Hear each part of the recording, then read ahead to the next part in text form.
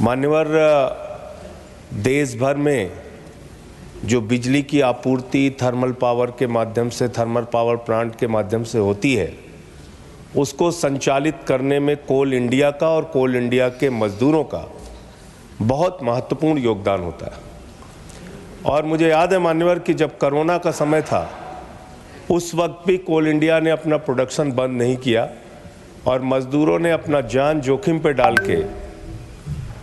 देश के अंदर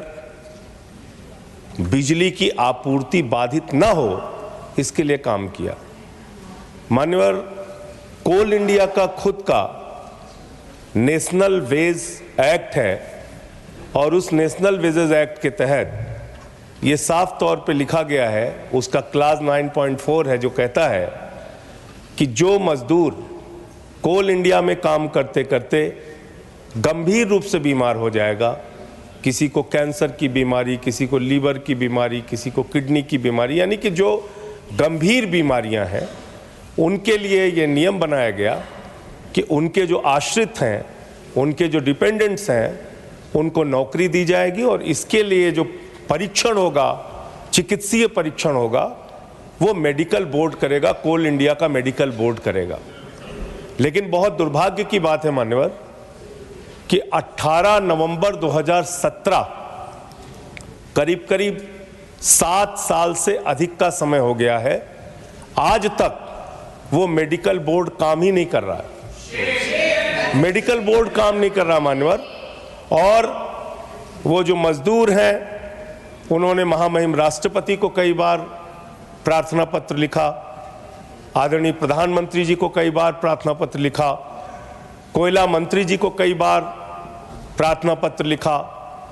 जो वहां से रिप्लाई आया वो भी संतोषजनक नहीं है, वो रिप्लाई भी उनके पास था। तो मान्यवर, मैं आपके माध्यम से सरकार से विनम्र अनुरोध करना चाहता हूं कि जब आपने वेजेस एक्ट बना रखे हैं उनके लिए, और ये नियम है कि जो लोग गंभीर रूप से बीमार होंगे, मेडिकल बोर्ड उनका चेकअप करेगा और जो उनके आश्रित हैं, जो उनके डिपेंडेंट्स हैं, उनको नौकरी दी जाएगी, तो उस मेडिकल बोर्ड को 7 साल से क्यों बंद रखा गया है, क्यों वो काम नहीं कर रहा है? पहली तो इसकी जांच होनी चाहिए और उन लोगों पे कार्रवाई होनी चाहिए। और जो लोग राष्ट्रपति को चिट्ठी लिख के इच्छा मृत्यु की मांग कर चुके हैं कि अब हम मरना चाहते हैं इस परिस्थिति में, उन लोगों की तकलीफों का भी ध्यान दिया जाए और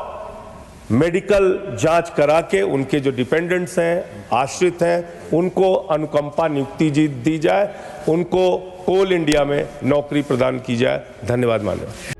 प्रभातखबर.com, विश्वास वही, रफ्तार नहीं।